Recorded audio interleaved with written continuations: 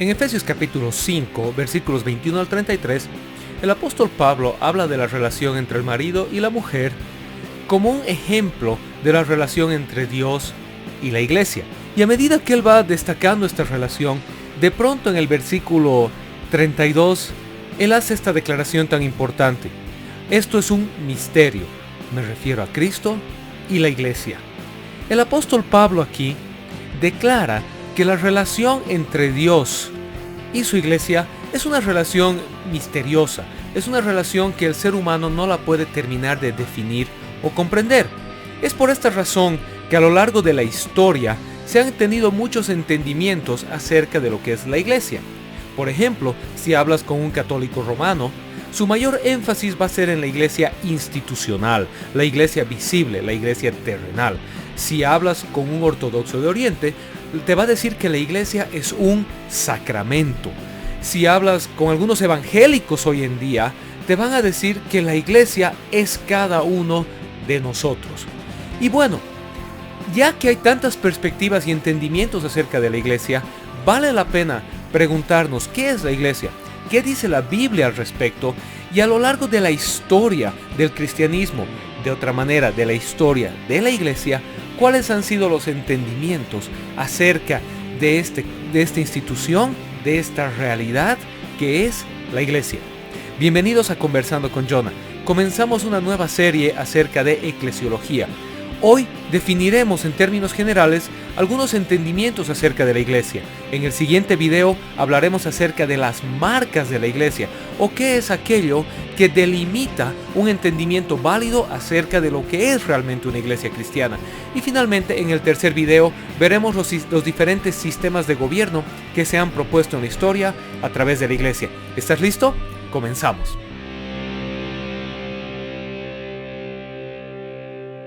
¿Qué es la iglesia? Esta importante pregunta es abordada en el estudio de la eclesiología. Ahora, a medida que las temáticas de la teología se alejan del estudio de la deidad y avanzan hacia el estudio del aspecto humano, cada tema se vuelve menos definitivo y más abierto a la interpretación. Dicho de otra manera, cuando hablamos de las doctrinas de la Trinidad, la teología propia o el estudio de Dios en sí, la cristología, la neumatología o el estudio del Espíritu Santo, la mayoría de estas están universalmente aceptadas por todas las confesiones cristianas en la mayor parte de sus particularidades. ¿Qué quiere decir eso? Que la mayoría de los cristianos, independientemente de nuestra tradición o denominación, estamos de acuerdo en los aspectos más fundamentales acerca de Dios, de quién es Dios en cada una de las tres personas, de cuál es la relación de la Trinidad y en toda la teología propia en sí, el estudio de Dios. Sin embargo, cuando nos alejamos del estudio de Dios y empezamos a ver el aspecto humano de la teología, hablamos de la eclesiología, la sacramentología, la escatología, por ejemplo, entonces estas son altamente debatidas y sus distintas particularidades son entendidas de distinta manera y disputadas por diferentes tradiciones cristianas. No existe un acuerdo universal u ortodoxia con relación a estos temas. Hay más bien una variedad de entendimientos y enfoques igualmente válidos para explicar e interpretar lo que el mismo apóstol Pablo se refiere como un misterio en Efesios 5:32. Por lo tanto, es importante que cada teólogo e incluso cada creyente, cada pastor, cada líder tenga la responsabilidad de adoptar una posición, una postura informada acerca de estos temas, y al mismo tiempo que sea consciente de que hay muchos otros entendimientos, muchas otras perspectivas al respecto de estos temas que son igualmente válidos. Dada la amplia gama de controversias y la variedad de enfoques con respecto a la eclesiología, lo que hoy vamos a presentar no es una explicación exhaustiva ni detallada de cada posición. Eso sería virtualmente imposible en un video así de breve, sino que simplemente vamos a dar un vistazo general a los diferentes entendimientos y vamos a presentar la postura evangélica, que es la postura que nosotros defendemos con respecto a este tema. Entonces empecemos a hablar acerca de la perspectiva evangélica de la eclesiología. Entre paréntesis, si te interesa la sacramentología, qué son los sacramentos y los diferentes entendimientos acerca de los sacramentos, pues tenemos un playlist, una lista de reproducción en este canal. Aquí arriba te va a salir una tarjetita que te va a dirigir a aquello y puedes ver nuestra perspectiva y explicación acerca de los sacramentos. Bueno, continuamos con la eclesiología entonces. En su teología sistemática, Millard Erickson nos explica que la palabra iglesia y sus términos afines en otros idiomas, por ejemplo, Kirche en alemán o church en inglés, se derivan de la palabra griega kuriakos, que quiere decir perteneciente al Señor. Sin embargo, para entender la iglesia, nosotros debemos entenderla a la luz del término griego eclesia en el Nuevo Testamento. Esta explicación de Erickson ofrece un punto de partida válido para entender la iglesia como un concepto en general. Si la Biblia habla de la iglesia como una eclesía que pertenece al Señor, entonces sería necesario comenzar haciéndonos esta pregunta: ¿cuál es el concepto básico de dicha eclesía? El hecho es que la eclesía es en esencia una asamblea de los reunidos en el nombre de Jesús. Ese es el significado más básico de eclesía, una asamblea de aquellos reunidos en el nombre de Jesús. Miroslav Volf nos explica que la iglesia no es cualquier asamblea o cualquier reunión, sino una asamblea particular en un lugar específico que se reúne con un propósito particular, es decir, adorar a Jesús. Es decir, no cualquier asamblea es una eclesía en el sentido de una eclesía cristiana. La eclesía de Dios, la eclesía de la cual habla la Biblia, es la asamblea de aquellos reunidos con un objetivo específico en un lugar específico. Y esto es adorar a Jesús. Ahora bien, lo que constituye una eclesía adecuada no es el lugar en sí, sino la reunión de personas bajo la autoridad de Jesús. Ves, por ejemplo, Mateo 18:20, donde Jesús dice: donde dos o más están reunidos en mi nombre, ahí estoy yo con ellos. El Nuevo Testamento se refiere a la iglesia primero como un concepto universal, es decir, la presencia universal de Cristo en la totalidad de su única iglesia universal.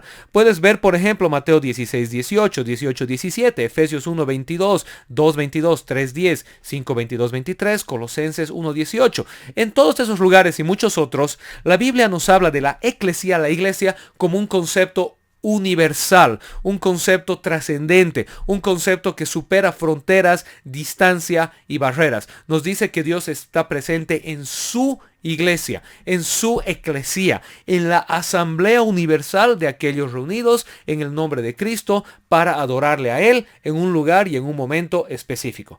Sin embargo, el Nuevo Testamento también se refiere a la iglesia o a la eclesía como una entidad local.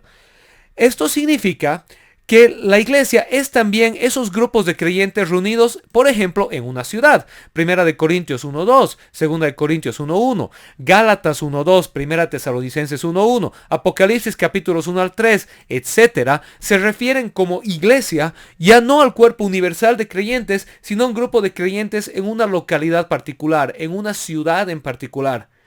Incluso la Biblia se refiere como eclesía o como la iglesia a aquellas personas reunidos en una casa o en un lugar particular. Romanos 16:5, Primera de Corintios 16:19, Colosenses 4:15.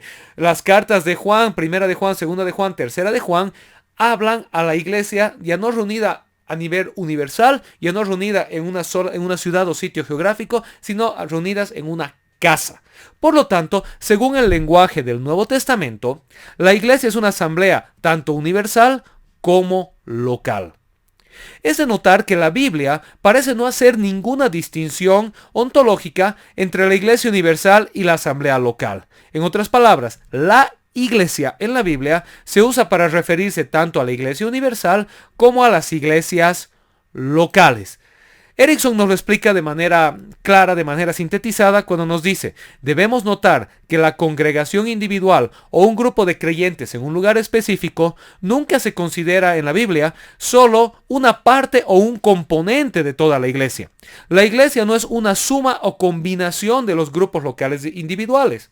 En cambio, el todo se encuentra en cada lugar. Desglosaremos esto un poquito, porque hemos usado términos grandes. ¿Qué quiere decir eso? que la Biblia no hace una diferenciación en la esencia, no hace una diferenciación en la calidad o la cualidad entre la iglesia universal, el cuerpo universal de Cristo, y la iglesia local. La Biblia se refiere a la iglesia en los mismos términos, como el grupo de creyentes reunidos en una casa, el grupo de creyentes representados en una ciudad, o al cuerpo universal de Cristo.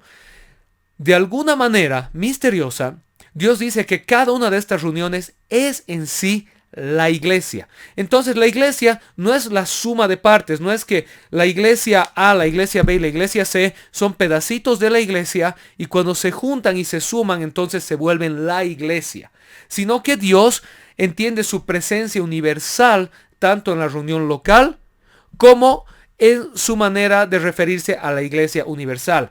Y es por eso que el apóstol Pablo habla de la relación, entre Dios y la iglesia como un misterio. Pues es un misterio que la iglesia sea al mismo tiempo local y universal. ¿Cómo es posible que cada iglesia local sea al mismo tiempo la iglesia? Esta es una pregunta que solo puede responderse con especulaciones, ya que, como mencionamos al principio, el apóstol Pablo se refiere a esto en Efesios 5:32 como un misterio. La presencia de Cristo en la iglesia es en sí un misterio espiritual. Sin embargo, sigue siendo cierto que de alguna manera la iglesia local es a su vez la iglesia y que de alguna manera está conectada a través de la presencia del Espíritu Santo a la iglesia universal escatológica. Sin embargo, el hecho de que esto sea un misterio no significa que la Biblia y la teología no puedan definir de alguna manera la identidad de la iglesia. Esto es importante entender.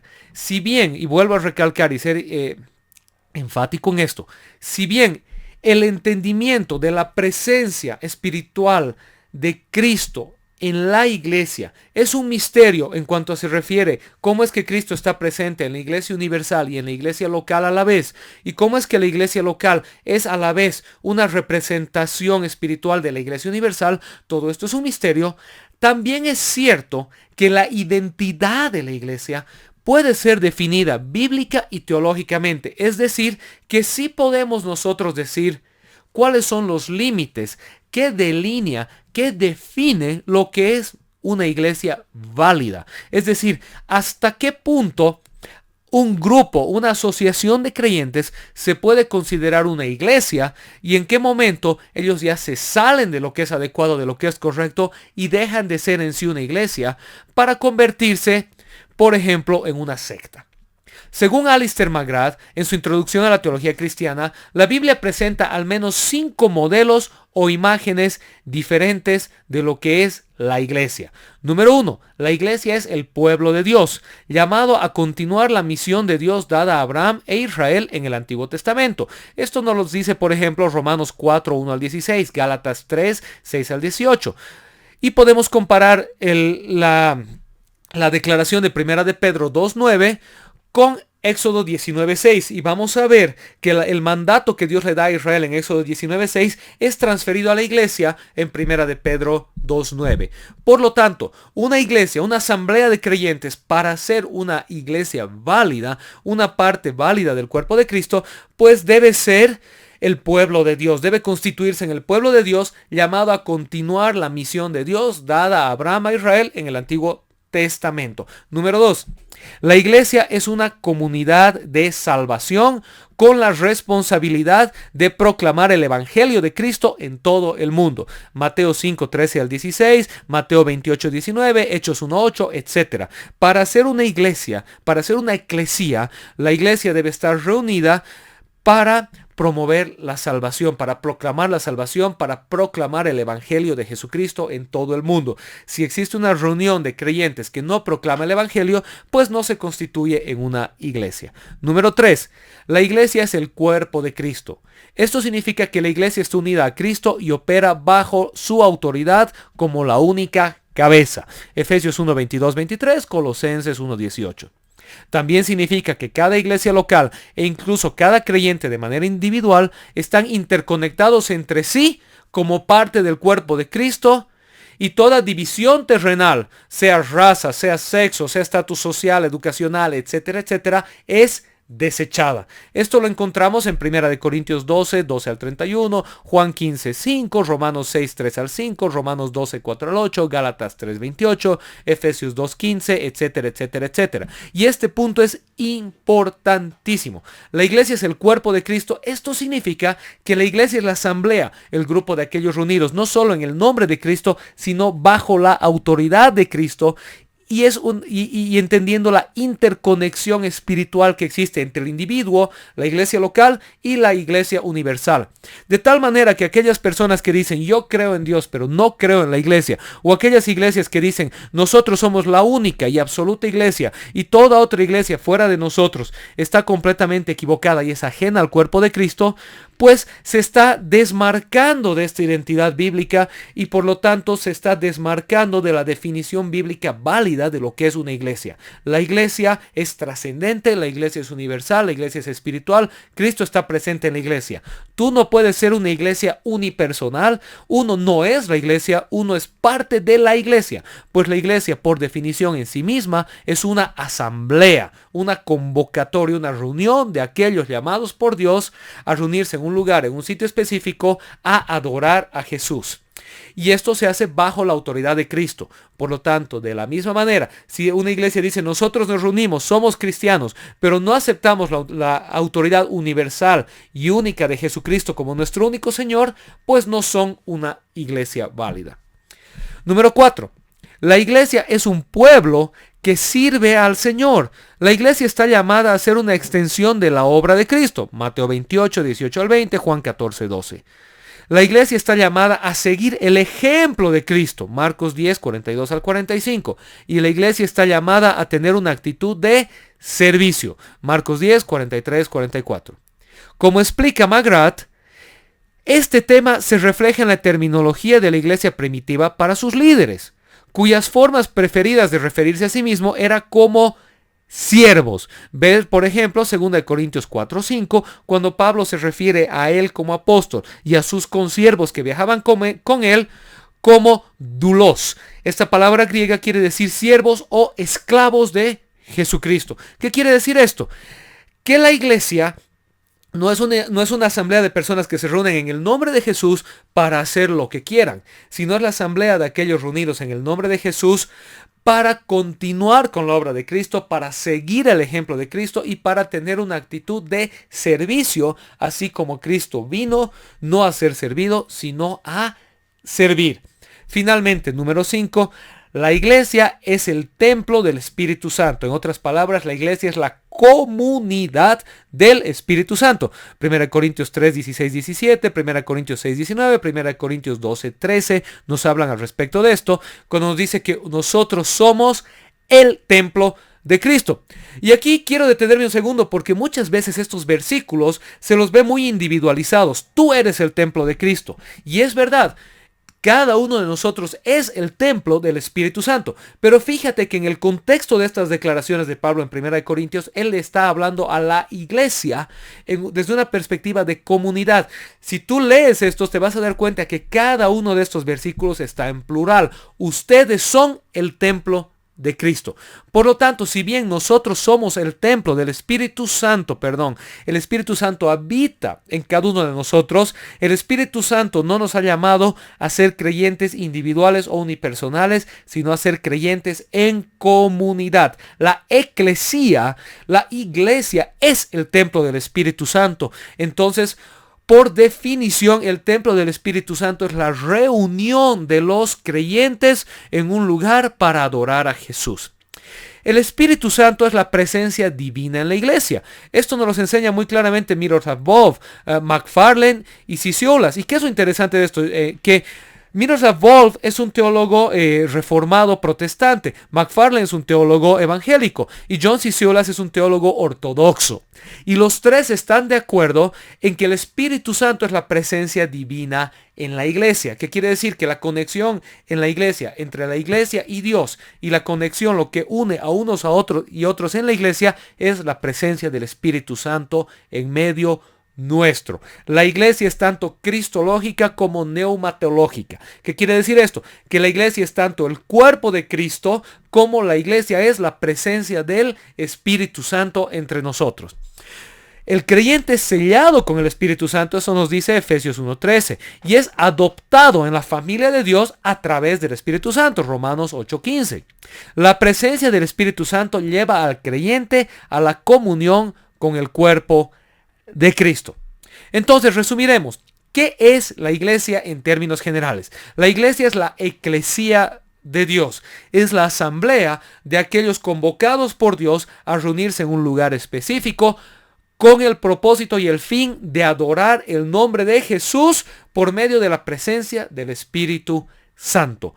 La iglesia es tanto un concepto universal, trascendente, como es un concepto regional a nivel ciudad, a nivel país, como es un concepto local a nivel de la reunión en una casa o en un templo, en un lugar en particular. La iglesia no es unipersonal ni es individual. La iglesia es por definición una asamblea, una reunión. Y existen 5 características de la iglesia que la Biblia nos dice. La iglesia es el pueblo de Dios. La iglesia es una comunidad de salvación. La iglesia es el cuerpo de Cristo. La iglesia es el pueblo que sirve al Señor. Y la iglesia es el templo o comunidad del Espíritu Santo. Dentro de estas 5 cualidades, entonces existe la iglesia. En los próximos 2 videos vamos a ver lo que son las marcas de la iglesia, algunas cualidades específicas que ya la historia, los apóstoles en el primer y el segundo siglo fueron marcando y delimitando. Los credos de la iglesia fueron diciendo, esto es una iglesia. Y finalmente vamos a ver los sistemas de gobierno de la iglesia. Cómo es que a lo largo de la historia la iglesia se ha ido organizando a nivel institucional para llevar adelante la obra que el Señor le ha encomendado. Entonces hoy comenzamos con la definición más básica, la definición bíblica, la definición espiritual de lo que es una iglesia. En el siguiente video veremos la definición tradicional, la definición histórica de lo que delimita una iglesia y finalmente el gobierno humano de la iglesia. Espero que este video haya sido de bendición para ti. Si es así, no te olvides de suscribir a nuestro canal de YouTube, a nuestro canal de Spotify, a nuestro podcast y síguenos en Facebook. Conversando con Jonah, los esperamos en una siguiente conversación. Que Dios les bendiga.